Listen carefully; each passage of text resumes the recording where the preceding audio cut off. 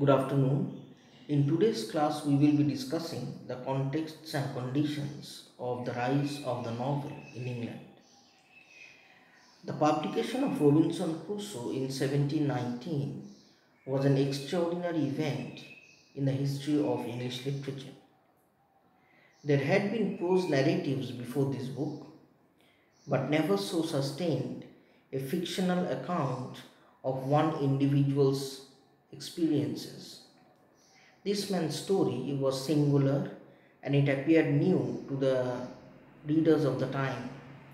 What distinguished Robinson Crusoe were elements that now seem essential to the novel as a genre. It told of an ordinary individual, even if his ordeals were extraordinary.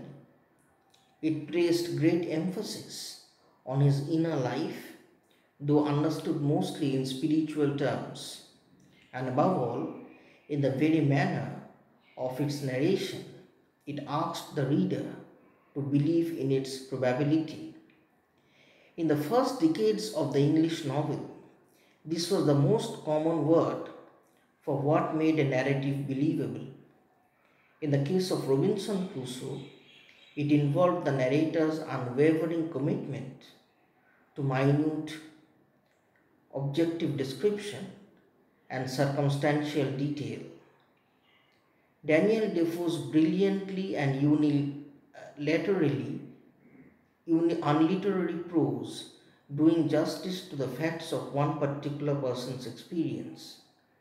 For Defoe, steeped in the works of devout Protestant autobiographers such as John Bunyan, narration meant religious self-inspection.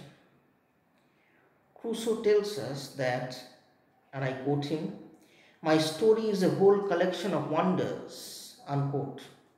That word wonders capturing both the narrator's own amazement at his fortunes and his dawning recognition of the influence of God's care and guidance in his life. He is placed on the desert island with only a Bible and the natural world to instruct him, and ample time to look into his heart to understand the errors of his sinful past.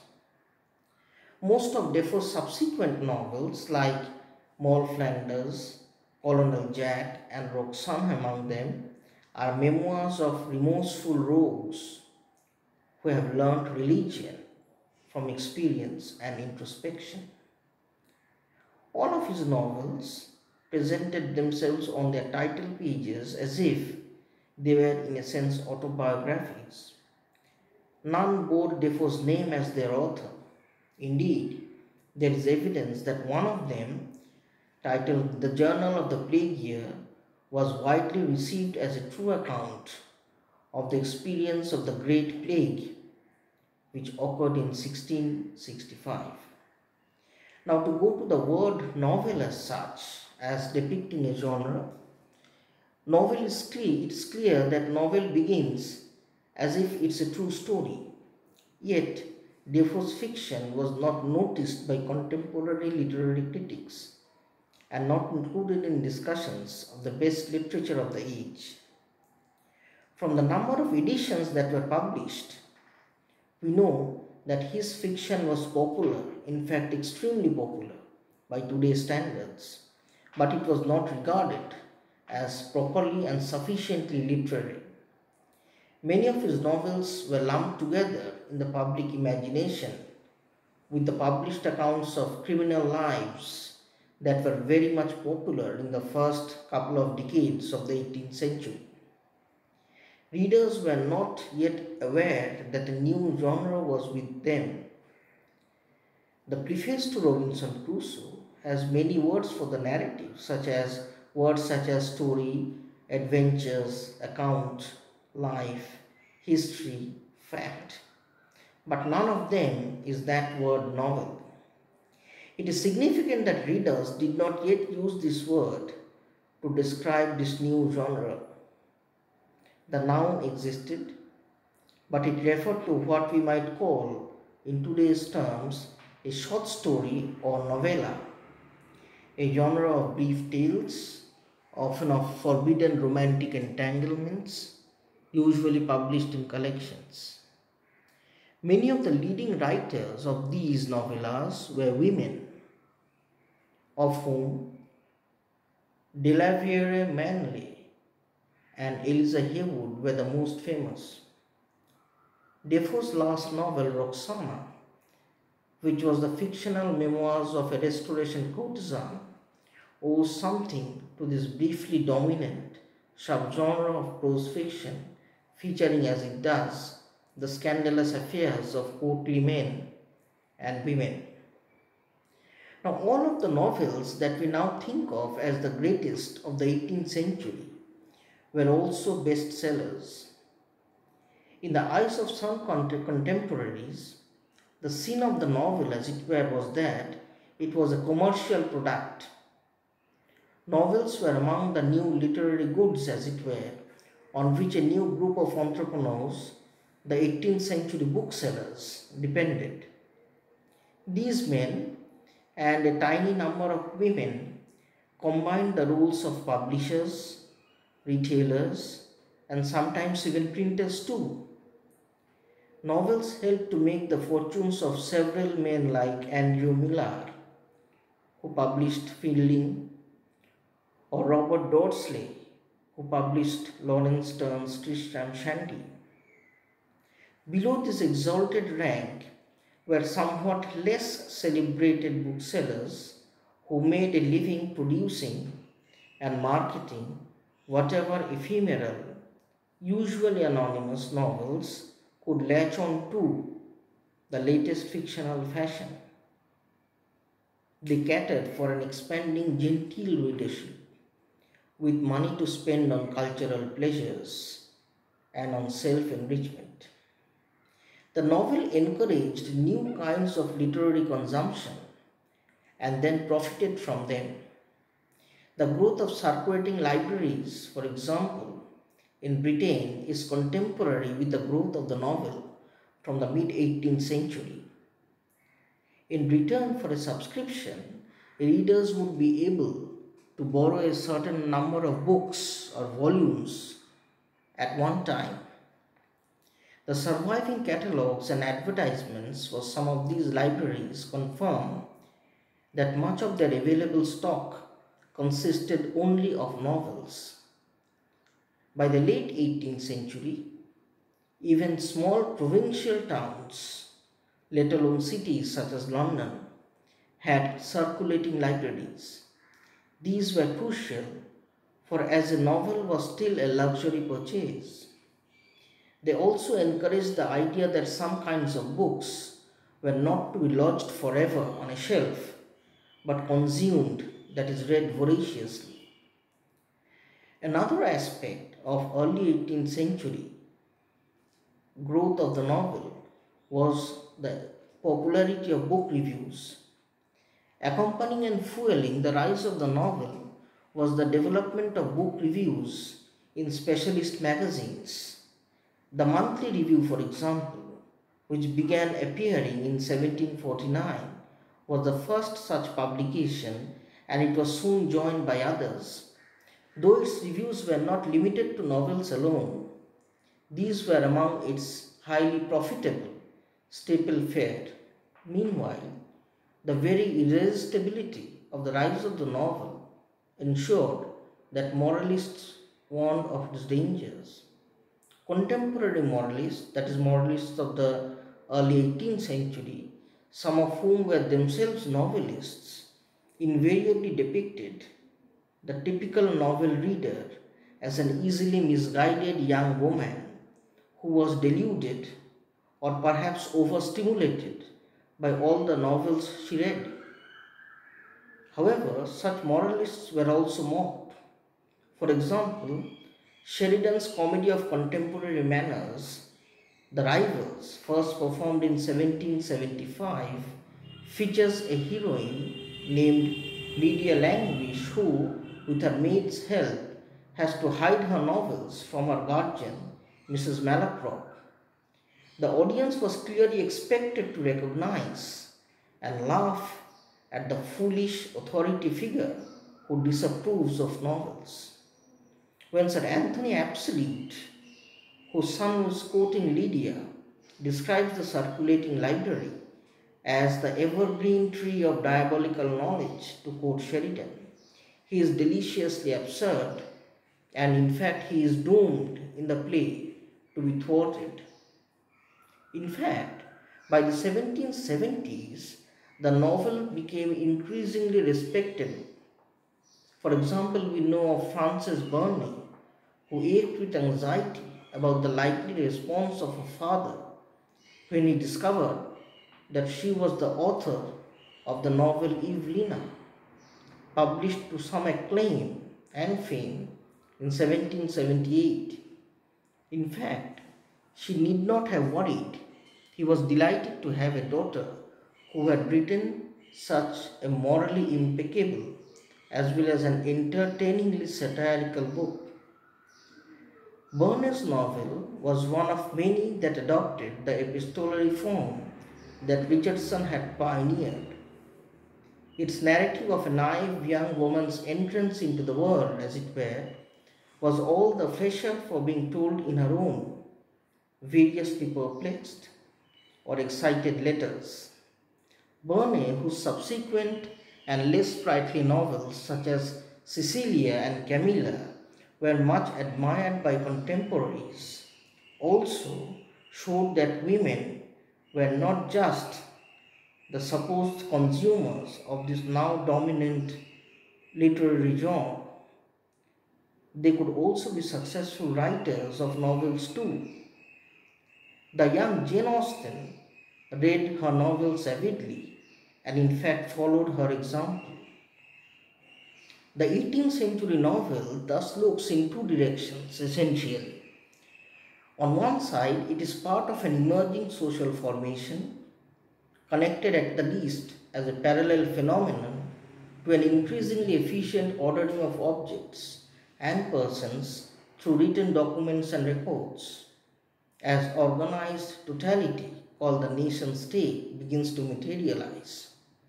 Secondly, what the novel also depicts is still decidedly Giddens's class-divided society in which boundaries are uncertain and administrative control loose and irregular, in which life takes place in local units or local localities with high presence availability and with relatively small time-space distanciation. Essentially, therefore, the novel is part, at least in the initial years, a part of the process of adapting older social structures to emerging modern conditions of early 18th century. An institution like the family and marriage, for example, is dramatized in many novels as both a problem and also a solution, especially for the female readers and characters. Repressive or corrupting the patriarchal structure that most novels depict reveals in the process of narrative exploration its institutional inadequacy for new forms of self-consciousness.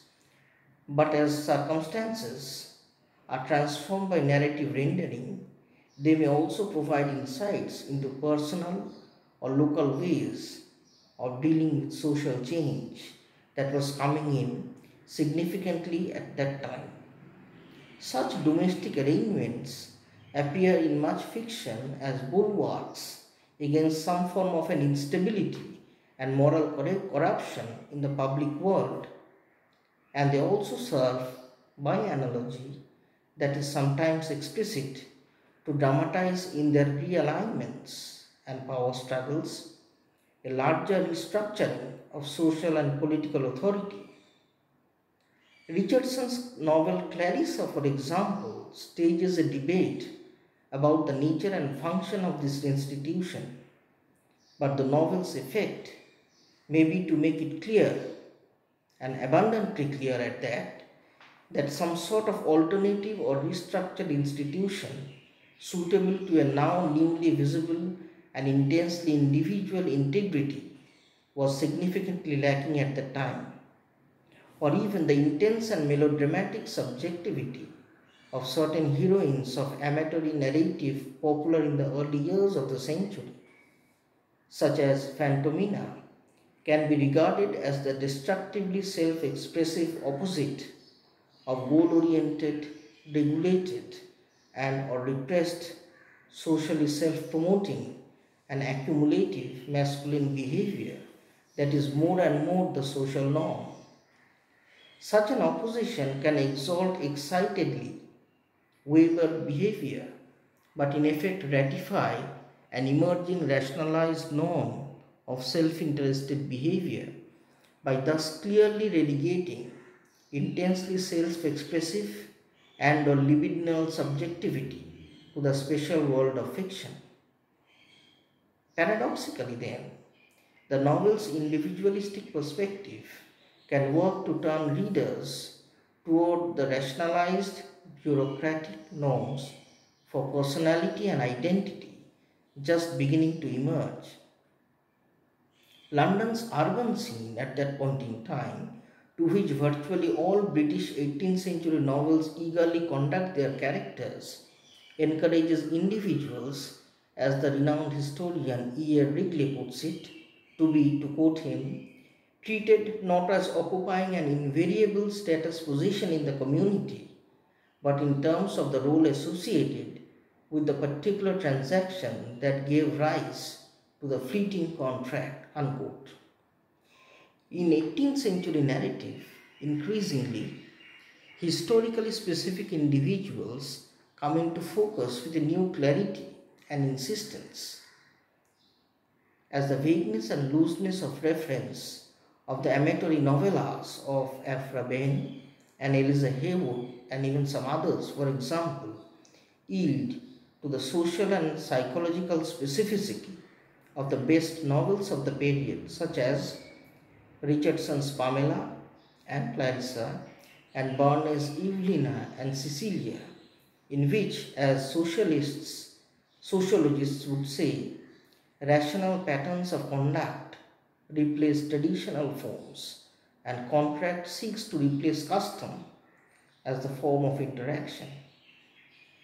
No less intense in their subjectivity than the earlier heroines, Richardson's and Barnes' figures are pointedly rooted in local socio-historical circumstances rather than derived from the generalized moral essentialism and social structure of literary tradition or the spiritual patterns and types of Christianity, although they certainly appeal for their own sense of self to those patterns of behavior and social conditioning.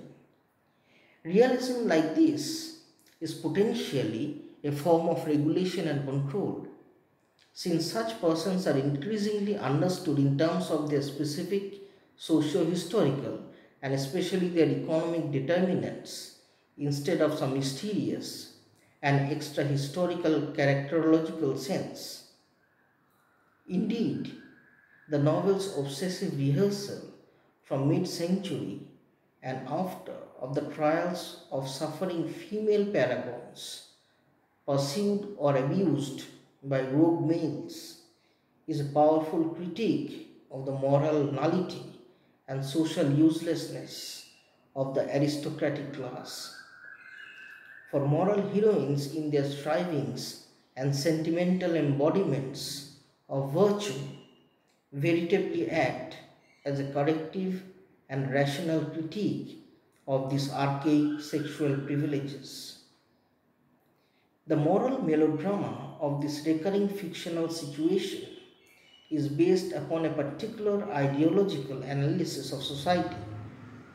Novelistic specificity focuses on social relationships that promote self-awareness in characters, balanced or torn between individualism on one hand and communal identity on the other. The effect is to render individuals as both socially constructed as well as individually defined.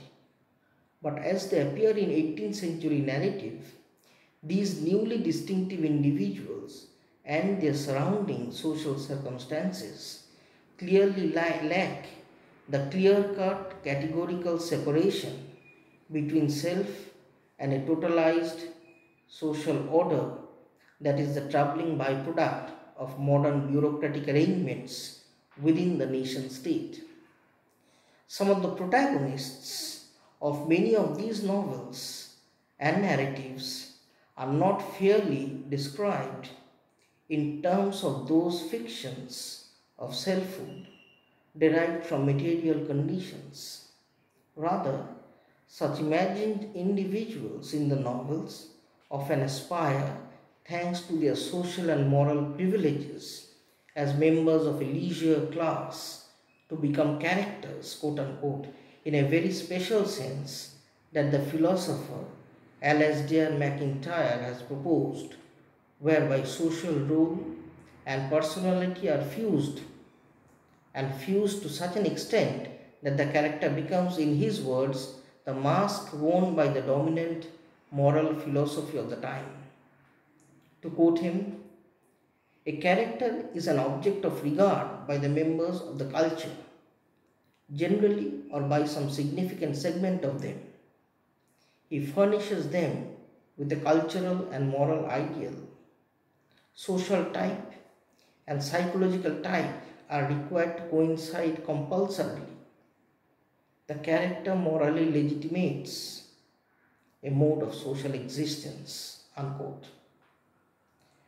By the 1760s, certainly varieties of characters have been stabilized in the novel in such formulations as the man of feeling and spontaneous virtue, the redeeming virgin martyr, the chaste domestic female angel, the irascible benevolist, the amiable humorist, and even on occasion, the upright and moral man of business. But in the earlier decades of the century, one can say that a wide variety of narratives deploys a range of such types in the process of being formed, including negative embodiments, both serious and comic, like the rake seducer and the booby square, or standard female deviations such as the compulsively passionate or just flirtatiously vain virgin, or the masculinized and sexually aggressive woman. To that extent, early 18th century novels or prose narratives were essentially and deeply ethically incoherent, since it dramatized what MacIntyre would call the gap that exists between an individual and his or her social role, a gap that is non-existent in the character as he defines it. In a specific 18th century context, social being exists in manifold forms that are not always susceptible to the generalizing formulas appropriate to the modern nation state that we now take for granted. For those granted full self-consciousness by property and leisure and money, moreover, the issue of character in MacIntyre's resonant sense was hotly debated. In ruling class circles, among the landed gentry, and the politically self-conscious and active minority, a dilemma presented itself concerning the nature of social identity and even political authority of the time. This dilemma is significantly focused in most of the 18th century fiction.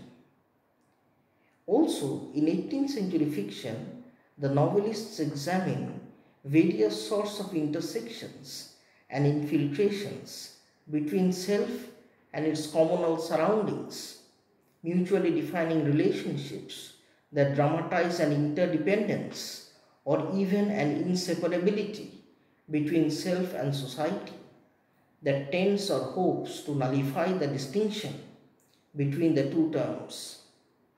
In much of early 18th century fiction, an awkward adaptation of traditional structures and beliefs is visible, and the novel is well described as various attempts to draw maps of these shifting configurations. Individualistic identity is still dependent upon communal relationships and local traditions and customs. In such arrangements, public and private mix and intertwine, and public life is frequently sustained by private affiliations and alliances which, to modern eyes, look sufficiently scandalous or corrupt. Fictional characters may be said to move through social spaces with vaguely defined borders, where the domestic and the public overlap significantly, where archaic forms and customs and their individualized embodiments jostle against modern forms of emerging rationalized behavior and realigning power structures, where administrative control and definition are still loose or ill defined, or in some cases yet to emerge. Instead of a monolithic and compellingly authoritative social structure, characters in this fiction often encounter a diffuse and diverse collection of individuals only partially defined by the institutional arrangements of which they are a part. So this essentially is the background which reveals to us the contexts and conditions with which the 18th century, at least the novels of the early 18th century, were conditioned and influenced. Thank you.